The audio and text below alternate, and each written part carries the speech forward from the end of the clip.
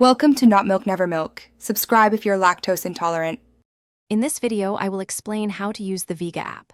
First, download the Vega app from your preferred app store, whether it's for iOS or Android. Once installed, open the app and create your new account. You can typically sign up using your email address or by linking a social media profile for quick access. After logging in, take a moment to familiarize yourself with the main dashboard. It's designed for intuitive navigation, showing key features and your personalized information right away. Now, let's dive into some of Vega's core features.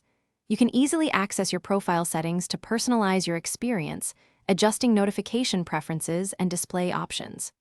The app also includes a powerful search bar, allowing you to quickly locate specific data, projects, or functions without extensive browsing.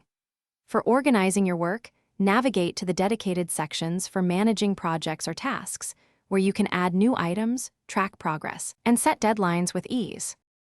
To maximize your efficiency with Vega, consider integrating it with other applications you frequently use.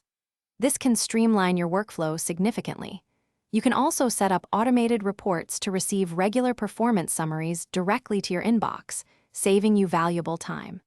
For team-based projects, leverage the shared project features to collaborate effectively, assign tasks, and track contributions from multiple users, ensuring everyone stays on the same page. To truly optimize your Vega experience, make sure to regularly update the app. Developers frequently release new features, performance enhancements, and security improvements that you won't want to miss. Don't hesitate to utilize the in-app tutorials and help guides. They offer valuable insights into specific tools and advanced functionalities. Remember to check the description below for links to other great deals and products, including the new Kindle Paperwhite, to enhance your digital life even further. Thanks for watching. If this was helpful, leave a like and consider subscribing. See you next time.